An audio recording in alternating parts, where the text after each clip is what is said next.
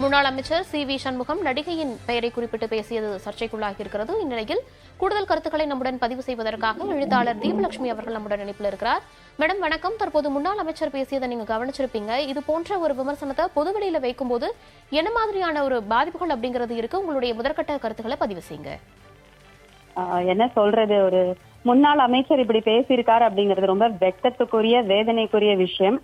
அதுவும் அது ரொம்ப ஒரு வேடிக்கையான விஷயம். என்னன்னா, தமிழ்நாட்டுல பாலியல் குற்றங்கள் அதிகமாக இருக்கிறது, பெண்களுக்கு எதிரான குற்றங்கள் அதிகமா இருக்கிறதுன்ற ஒரு போராட்டம் பண்ற இடத்துல அவர் இப்படி பேசியிருக்காருன்னா அது மிகப்பெரிய மோசமான நடைமுறை அப்படின்னு தான் சொல்ல வேண்டியிருக்கு. வன்மையாக கண்டிக்கத்தக்கது இது. அதாவது திரைத்துறையினருக்கு வந்துட்டாங்க, திரைத்துறைக்கு வந்துட்டாலும் இல்ல, பொதுவெளிக்கு பெண்கள் வந்துட்டாலே அவங்கள ஒரு எப்படி வேணா இலக்காரமா பார்க்கலாம் அப்படின்ற போக்கு சமூகத்தில் பெண் வெறுப்பு எவ்வளவு மோசமாக மலிந்திருக்கிறது அப்படிங்கறதான் நம்ம பார்க்க முடியுது. இவர் முன்னாள் அமைச்சர் சி.வி. சண்முகம் மட்டும் இல்ல, இதுக்கு முன்னாலும் பல பேர், இப்போது என்ன சொல்றது, நிறைய பேர் இந்த மாதிரி பேசிக்கிட்டு தான் இருக்காங்க. அதாவது ஆளும் கட்சியை, அரசை கண்டிக்கணும் அப்படிங்கிறது இல்ல விமர்சிக்கணும் அப்படிங்கிறது கரெக்ட் தான். ஆனா அதை வைத்துக்கொண்டு அரசியல் செய்வதுதான் இவங்களுக்கு முக்கியமா இருக்கே ஒழிய உண்மையில பெண்கள் நலன், மக்கள் நலன் இதெல்லாம் இவங்களுக்கு முக்கியமா இருக்கா அப்படின்னே நம்ம ரொம்ப கேள்விக்கு உள்ளாக்க வேண்டிய மாதிரியான பேச்சுதான் இது. பொது வாழ்க்கையில குறிப்பா அரசியல் மற்றும் திரைத்துறையில பயணிக்கக்கூடிய பெண்களினுடைய ஒரு விஷயத்த பொதுவெளியில இந்த மாதிரி விமர்சனங்களா முன்வைக்கும் போது அடுத்து வரக்கூடிய தலைமுறையினருக்கு அது தவறான முன்னுதாரணமாக மாறாதா? கண்டிப்பா மாறும். இதுல நம்ம கேள்விக்கு உள்ளாக்க வேண்டிய விஷயம் நிறைய இருக்கு. இதை எடுத்துக்கிட்டு நம்ம ஒரு இந்த ஒரு காரணத்தை வச்சு இதை வச்சு எல்லாத்தையும் தான் பேச வேண்டியிருக்கு. முதல், திரைப்படங்களில் பெண்கள் எப்படி சித்தரிக்கப்படுகிறார்கள், திரையுலகம் இன்னுமே பெண்களை எப்படி பாக்குது, அங்க அந்த இண்டஸ்ட்ரியில அந்த திரையுலகில இருந்து தான் ஒருத்தர் இப்போ பெண்களுக்கு பாதுகாப்பு அப்படி இப்படின்லாம் சொல்லி ஒருத்தர் பேசிக்கிட்டு இருக்காரு. ஆனா அவர் திரைப்படங்கள்ல நடிக்கும் போது திரையுலகில் பெண்கள் சந்திக்கக்கூடிய எந்த பிரச்சனைக்காவது எதிர்த்து ஏதாவது கேள்வி கேட்டிருக்காரா? அதில் பெண்கள் சித்தரிக்கப்பட்ட இழிவான முறைகளை எதிர்த்து பேசியிருக்காரா? இந்த மாதிரி எல்லாம் நம்ம தான் கேள்வி கேட்கணும். இப்படியெல்லாம் கேள்விகள் எல்லா தரப்புல இருந்தும் வரும்போதுதான் மாற்றங்கள் உருவாகுமே ஒழிய இவங்களுடைய அரசியல் லாபங்களுக்காக இவர்கள் எழுப்பக்கூடிய கேள்விகள்ல நம்ம இது பண்ணிடக்கூடாது. மக்களுக்கு இன்னும் விழிப்புணர்வு வர வேண்டி இருக்கு. பெண்களை பொறுத்த வரைக்கும் அவர்களை பற்றிய பொதுவான பார்வையே மிகவும் மோசமானதாக தான் இருக்கிறது. அது ஒரு அரசியல் கட்சியில இருந்துகிட்டு இப்படி பேசுறதெல்லாம் சும்மா விட்டுக்கிட்டு இருக்க முடியாது. மிகவும் வன்மையான கண்டனங்களை பதிவு செய்ய வேண்டும் அனைத்து தரப்பிலிருந்தும் என்று நான் கருதுகிறேன். குறிப்பா இந்த மாதிரியான விமர்சனங்கள் சர்ச்சைக்குரிய வகையில பொதுவெளியில எழும்போது இத ஒரு எதிர்த்து தங்களுடைய கருத்துக்களை பதிவு செய்ய வேண்டியது அப்படிங்கிறது முக்கியமாக யாருடைய கடமை அப்படின்னு பார்க்க வேண்டியதாக இருக்கு. ஒரு தனிநபரை செய்யும் போது அந்த நபர் கண்டனங்களை பதிவு செய்யறதும், அதே நேரத்துல ஒரு தலைவர்களோ பொது நபர்களோ இந்த பதிவை செய்யும் போதும் எவ்வளவு முக்கியத்துவம் வாய்ந்ததாக இருக்கும்?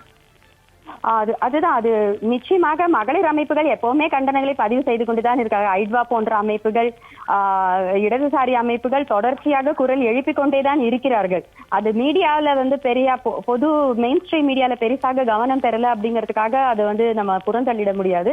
பொதுவாகவே பல இடதுசாரி மகளிர் அமைப்புகள் இந்த மாதிரி எந்த ஒரு பிரச்சனை வந்தாலும் முதல்ல போய் நிக்கிறதும் குரல் கொடுக்கறதும் அவர்களாகத்தான் இருக்கிறார்கள். இதுக்கு முன்னாடி நடிகர் விஜய் அவர்களின் மனைவி சங்கீதா விவாகரத்து மனு கொடுத்த போது அவருக்கு எதிராக தாவேகாவினர் மிகவும் மோசமான முறையில் இழித்து சமூக வலைதளங்களில் எழுதி கொண்டிருக்கும் போதும் பல அமைப்புகள் குரல் கொடுத்தன. அதில் ஐட்வா முக்கியமான அமைப்பா குரல் கொடுத்துச்சு.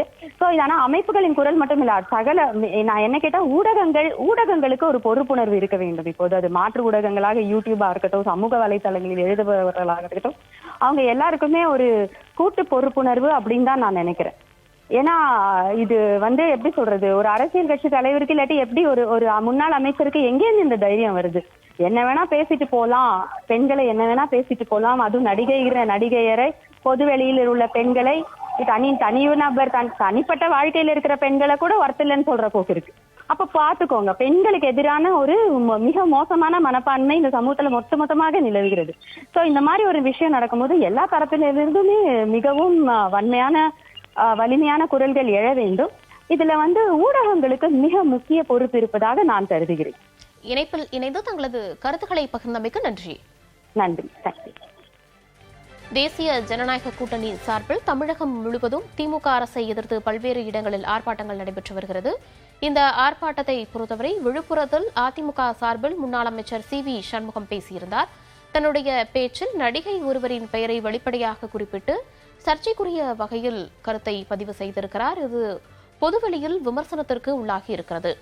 தேசிய ஜனநாயக கூட்டணியின் சார்பாக நடைபெற்ற ஆர்ப்பாட்டத்தில் சி.வி. சண்முகம் பேசியிருப்பது சர்ச்சையை ஏற்படுத்தியிருக்கிறது. தமிழ்நாடு முழுவதும் திமுக அரசை எதிர்த்து தேசிய ஜனநாயக கூட்டணியின் சார்பாக முக்கிய தலைவர்கள் கூட்டத்தில் பேசி வருகின்றனர். அந்த வகையில் சென்னை கே.கே. நகரில் எதிர்க்கட்சித் தலைவரும் அதிமுக பொதுச் செயலாளருமான எடப்பாடி பழனிசாமி பேசியிருந்தார். மறுபுறம் முன்னாள் அமைச்சர் சி.வி. சண்முகம் விழுப்புரத்தில் பேசியது தற்போது சர்ச்சையை ஏற்படுத்தியிருக்கிறது. குறிப்பாக திமுக அரசின் கனவை சொல்லுங்கள் என்ற திட்டத்தை விமர்சித்து பேசும்போது நடிகையின் பெயரை குறிப்பிட்டு சர்ச்சைக்குரிய கருத்தை பதிவு செய்திருக்கிறார் முன்னாள் அமைச்சர் சி.வி. சண்முகம்.